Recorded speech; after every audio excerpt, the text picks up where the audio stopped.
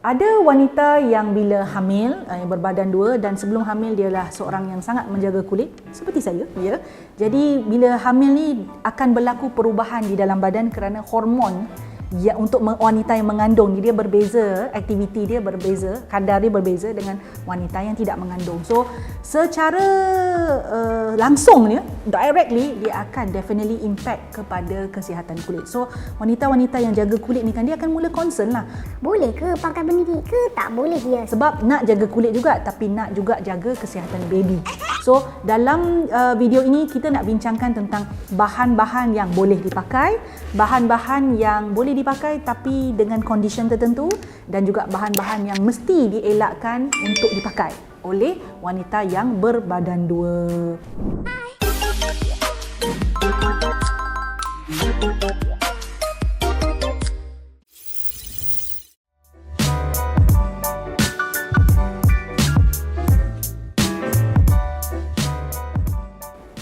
Hi glowy girls, glowy ladies, glowy mummies and glowy guys, future father, already father. Bagus jugalah tonton video ni kan. Walaupun video ni untuk ditujukan kepada wanita yang hamil, lelaki boleh tonton juga sebagai pengetahuan, ya. Baik. So bila kita bincang tentang bahan ataupun skincare ingredient yang selamat digunakan untuk wanita hamil, things that I would like to tell you adalah kajian-kajian saintifik tentang bahan-bahan yang ada dalam skincare ini tidak dijalankan ke atas wanita-wanita hamil tau. Ia takkan dijalankan ke atas wanita hamil kerana faktor human right dan juga etika lah. Takkanlah kalau takut kajian itu ada kesan negatif, jadi dia macam tak betul kan. Kita tak boleh mengkaji begitu ke atas manusia. So, segala dapatan kajian tentang bahan skincare yang boleh digunakan oleh wanita hamil biasanya atas kajian yang dijalankan ke atas haiwan, biasanya mice, tikus putih, ya, ataupun laporan yang diterima oleh pakar-pakar ONG, pakar-pakar kulit daripada mereka yang menggunakan bahan tertentu dalam skincare mereka dan mengalami kecacatan janin. Itu adalah dalam bentuk laporan, bukan kajian. So, bila laporan itu wujud, maka kajian dilaksanakan ke atas animal tadi untuk mengesahkannya. So, itu wujud. Let's talk about bahan yang boleh digunakan dahulu. Kemudian kita akan pergi pada bahan yang boleh digunakan dengan bersyarat dan bahan yang elakkan untuk wanita hamil. So, kita mulakan dengan yang boleh digunakan. So, mamis-mamis, bakal mami-mami sekalian, ya, yang sekiranya semasa berbadan dua mengalami masalah jerawat ataupun hyperpigmentation, definitely bahan-bahan aktif yang mengatasi masalah ini mahu dipakai, betul ya? Sama ada dalam bentuk, mungkin dalam bentuk toner ke, dalam bentuk serum, essence, dalam bentuk moisturizer, ada bahan itu walaupun sedikit mungkin nak pakai. So, I will share with you few ingredient yang useful untuk jerawat dan juga hyperpigmentation yang mana boleh dipakai oleh wanita mengandung. First thing first, vitamin C dan the derivative. So tak menjadi masalah untuk anda continue pakai vitamin C, dia boleh menghalang penghasilan melanin, it's still effective ketika anda mengandung pun boleh pakai juga. Bahan lain yang juga bagus untuk jerawat dan juga hyperpigmentation adalah niacinamide. Niacinamide dia menghalang perpindahan melanin. Pada masa yang sama, niacinamide boleh dan berupaya untuk mengawal aktiviti kelenjar minyak. So if you have that kind of kelenjar minyak yang terlalu aktif, niacinamide is a good ingredient for you to use. Dan dia juga boleh boost hydration pada kulit. So niacinamide ni dia boleh dikatakan multi-purpose ingredient tau. Or you can opt for something like green tea. Green tea ni dia bukan bahan aktif yang paling popular, but dia adalah plant based. Jadi dia adalah kategori selamat. So di dalam green tea ni ada catechins, ya. Catechin ini mengandungi polyphenols yang mana dia mempunyai pelbagai fungsi. Dia boleh antioksidan, boleh anti radang, dia boleh antimicrobial, dan dia juga boleh mengurangkan penghasilan minyak pada kulit yang aktiviti kelenjar minyak dia berlebihan. So itu boleh berlaku lah, ya, pada orang yang mengandung. Minyak berlebihan tu memang saya rasa ada ketika trimester tertentu dia memang sangat aktif, ya, pengalaman peribadi gitu. So bahan-bahan lain yang juga selamat adalah hyaluronic acid, peptide. Almost all ingredient yang bersifat melembabkan boleh dipakai. So these are ingredient yang if you use before mengandung, semasa mengandung boleh continue pakai. Okey, bahan-bahan yang saya sebutkan selepas ini adalah bahan-bahan yang sekiranya anda nak guna digalakkan untuk dapatkan nasihat daripada doktor yang merawat anda. Okey, sebab every condition bila kita mengandung ni lain-lain. Baby lain-lain, badan lain-lain, kulit lain-lain. So sangat digalakkan untuk get advice from pakar. So first thing first adalah glycolic acid. Ada kajian penggunaan glycolic acid ke atas haiwan dalam dos yang tinggi memang boleh menjejaskan pembiakan janin, ya. Tetapi dos tu tinggi. Dalam kajian tu dos tu tinggi. So kajian ke atas manusia memanglah tak ada lagi, tetapi penggunaan glycolic acid pada kadar yang rendah sebenarnya masih dikira selamat berbanding penggunaan retinoid, penggunaan salicylic acid.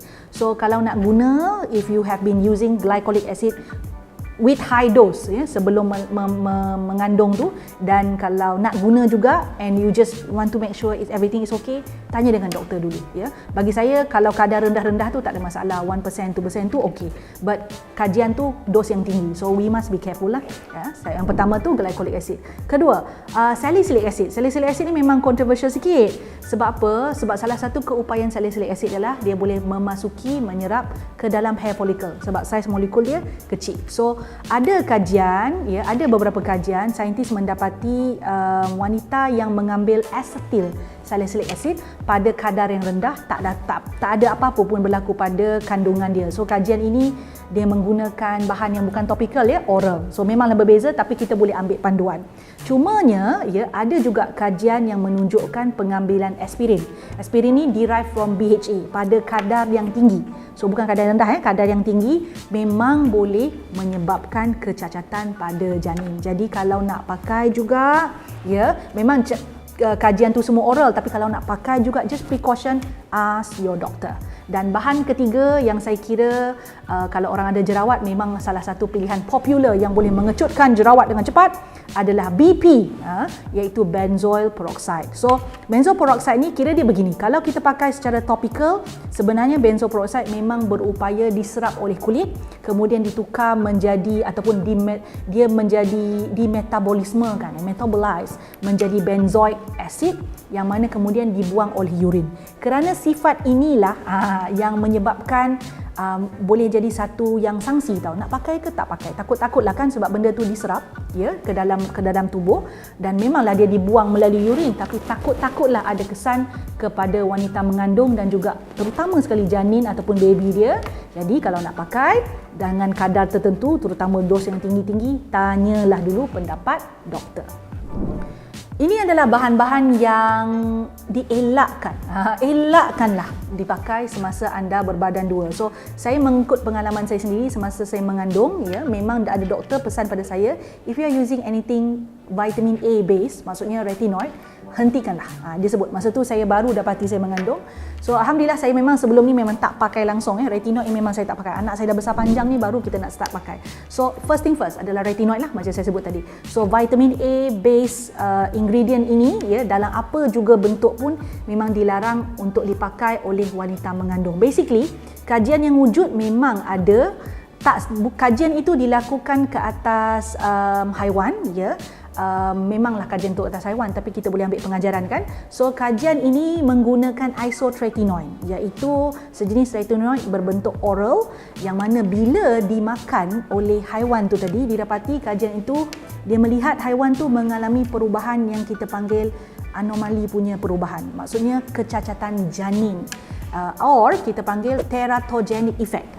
Teratogenic effect berlaku ke atas Swiss mice yang dikaji tersebut. So ada cacat dari telinganya, ada cacat tangannya, ada cacat kaki dia. So dia tak normal, sangat tak normal. So disebabkan itu, ya, maka segala jenis retinoid patut kita elakkanlah oleh wanita yang mengandung, patut dielakkan. Ada juga kajian ke atas produk secara topikal, ya, juga ke atas haiwan, dan ada juga laporan yang dibuat, ya, apabila seorang wanita ni dia menggunakan produk yang berasaskan retinoid sebelum mengandung, 4 minggu sebelum dia mendapati dia berbadan dua pun kajian melihat laporan itu, bukan kajian, laporan itu mendapati anaknya juga mengalami kecacatan. So these are the thing that yang mana kajian memang ke atas haiwan, laporan ada yang dilaporkan oleh manusia tapi tak dikaji ke atas manusia, yang mana perlu diambil sangat berat dan dipandang serius oleh anda yang mengandung. Retinoid ya, in any kind of form, boleh avoid dululah ya. Boleh avoid dulu ya. Okey.